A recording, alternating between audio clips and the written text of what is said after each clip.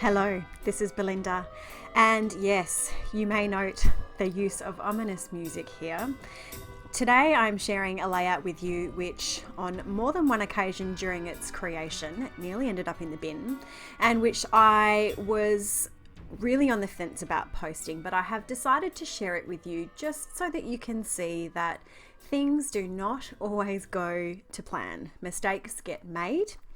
Sometimes it looks as if there's no coming back, but by the end, I do end up with a layout that I'm happy with. So you may notice that ominous music coming back in throughout my layout, and that's a sign that something is about to go wrong. So we're starting off pretty simply here. I'm using this Christmas gift stack, which is a cut file from the Cut to You store. And I am using the Kaisercraft Peppermint Kisses collection, which was released in 2019 for this layout. So I've just had a quick flick through that 6.5 by 6.5 paper pad, and I've chosen some of the papers that I'm going to use to back my cut file. I have left a little bit of this in just so that you can see there are many videos around on how to back a cut file. I tend to change up my technique depending on what it is that I'm backing. And with this particular cut file, because it wasn't super intricate and there wasn't a whole lot of backing to be done, I did go ahead and do that by tracing my pieces, cutting them out, and then gluing them to the cut file. So there it is, completed. Of course, because this is a Christmas layout, we do need a little bit of sparkle, so I have used some gold glitter paper there to back the holly leaves? Yeah, the holly leaves. So I'm using this dark green dark green pattern paper as my background paper. I don't generally do a lot of dark backgrounds, but of course dark green is really synonymous with Christmas and those festive layouts. So in this case, I am going with it. And I'm using my edge distresser to rough up the edges. One thing about these Kaisercraft papers when they do come in the paper packs is that the papers are quite thin. So the edge distresser distressed it really super well, a bit better than I would have ordinarily done. Then I've gone ahead and matted that whole thing onto some white cardstock and of course run it through my sewing machine to add some stitching to the outside. So I add a little bit of mixed media to this layout. I'm starting off with this quilted stencil or template. It's a 6x6 template and it is also from Kaisercraft. And I'm coming in with the Prima Light texture paste, which is a beautiful, soft, fluffy texture paste. And I love it. I love it. So I've added that in 3 spots there, and I will come back. I've just popped that off to dry, over to the side to dry, and I will come back to that a bit later. But right now I'm going to add a little bit of a matte to my photo. Of course, my usual plain white cardstock, very thin matte.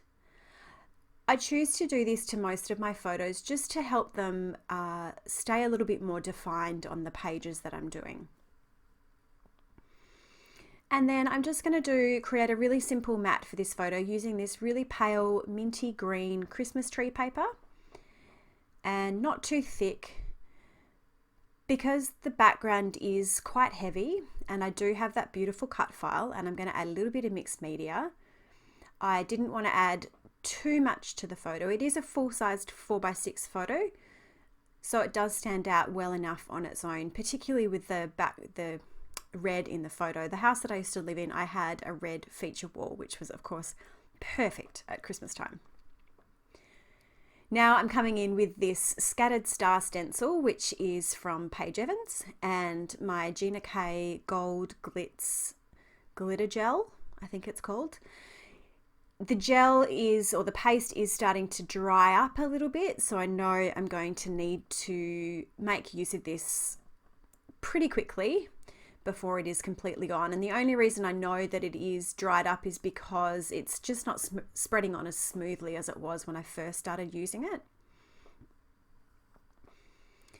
So I know I'm going to need to make use of that before it disappears altogether, or it dries up altogether, I should say. And I'm coming in over the top of those quilted texture paste stencil spots, and I'm adding in some scattered stars. What I like about this star stencil is that even if you use the whole lot, there's no real defined edges to it. The scattering of the stars across the stencil, it's really nice and organic, which I like. And I'm just scraping off what I can, and I'm going to pop that away. So I have left that to dry. No, I haven't left it to dry. Right now I'm coming in with my Liquitex white acrylic ink, and I'm just going to add just a few little white splatters. And that just helps. I know it's not a lot, but for me, I feel like it just helps to tone down the darkness and the heaviness of that dark green background paper, because I do prefer the lighter colors, but I think it's good to change it up for some variety, particularly when you're flicking through an album. If everything looks the same, it's going to get a little boring. So I do like to change it up. Okay, so ready to, I should have waited a little bit longer, but I wanted to just get going with it. So I'm just figuring out where I'm going to place my photo and my cut file, because I want to make sure I've left enough room for the masses of journaling that I have printed off or I've typed out there. And so I've figured out where I wanted that photo and the cut file to go. And as you can hear, here comes that music.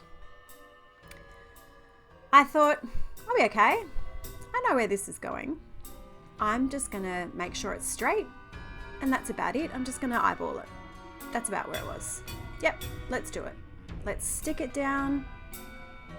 That's good. And I'm pressing it down to make sure that it's adhered nice and firmly to my background. And then when I bring my cut file in, oh, it's a little bit too far over to the right. So you can see I immediately tried to lift it off the page, but it wasn't coming up. So I thought I'd leave it, and I thought, hey, I'll just go with it. I'll figure it out. I can make this work. It's not a big deal. It's just a little bit off to the right. It's not a big deal. So I've gone ahead and I'm adding in my foam tape behind my cut file, because I wanted to pop that off behind the page, or pop that off from the page. And while that's happening, of course, the adhesive that I have put behind that photo is getting nice and stuck down onto that page. So it's not going to budge now. And I come back in, just checking. No, it's stuck down. It's really stuck down. And then as I put that cut file down, I realize it's just not going to work. So off camera, I've used a craft knife and I have torn that photo off the page and created a huge hole in my page, which I had to back with some paper. And of course, I've torn off some of the paper on the right hand side, so even if I did want to move my photo over, it wasn't going to sit far enough over because of that torn paper. But it's okay, I've got a fix. I've got this little scalloped trim which came from one of the sticker packs, and I have popped that scalloped trim down along the right hand side of the photo, and that has allowed me to move it back towards the center far enough so that I can put the cut file down and it's more towards the bottom left. And I'm happier with the placement there, because it means that the layout's going to be a little bit more balanced by the time I have put my journaling strips down. So we're good. It was a mistake. I thought it was going to be unsalvageable, but I fixed it. And now we can carry on with the rest of the layout. So I've got these journaling strips. There was a lot of journaling, more than I thought I would have. But there was a little bit that I wanted to say. So I nestled that into the top left of the photo, just above the gift stack cut file. And yes, here comes that ominous dark music again. So I had selected these minty green Felicity Jane alphas. They're a puffy alpha. And then I had this scripted chipboard thickers, and I'm just typing out or spelling out the words first tree. And because this is going down onto mixed media, I know that I'm going to need to add a little bit more adhesive to the back of each of my alphas. So I'm sticking it down with my art glitter glue. And again, making sure I'm pressing it down really firmly. I want to make sure it's good and stuck to that background paper. Uh-oh is right. I got halfway through sticking down the title, turned off the camera, had a little bit of a tanty. I hated it. It got lost. I didn't like the way it was sitting. I didn't like the combination of fonts. So I tore it off the page and I created yet another hole in my page. And honestly, at this point, I was just about ready to throw the whole thing away. But I wanted to persist because I did want to show you guys that nothing is ever truly gone. There are ways to salvage it. And while it may not be your original vision, by the end, I've got a layout that I'm actually really happy with. And I think I'm happier with it because I know how hard it was to get there and how frustrating and what a struggle it was. So to cover up that little space, and do you know what I did was I even pulled out the little paper scraps from my bin and I tried to glue them back into place. That's how desperate I was to make it work. But it wasn't going to happen. So I've just created a plain white tag with just some cardstock scrap that I had sitting around. I've added some stitching around the edge on my sewing machine just to tie it in with the border of the page. And you could see that I tore it up, or I pulled up the corners of the cut file and the photo so that I could tuck that in. And what it actually does, which I didn't realize at the time, is looking at it now, that journaling on the top left is slightly over to the left. So by putting that tag on the bottom right and bringing it over towards the border, it actually ends up balancing out the layout a little bit more. So it worked well. And then I recreated my title, My First Christmas Tree, using a really simple combination of a red puffy alpha and a gold glitter alpha. And now I'm coming in and going through the sticker book, which came with that Peppermint Kisses collection from Kaisercraft. And I'm just going to add a few little embellishments, just tucking them in. I've put that one there because I wanted to fill in that white space. And I am also adding just a really small little cluster up the top right here. So we got there. I did it. I have a layout that I am happy with. This is a little bit different. I thank you for indulging me with this. I hope that it's helped you in your scrapbooking, because things don't always go to plan, and I hope it helps to see that we all make mistakes. As always, thank you so much for watching, and I hope you have a great day.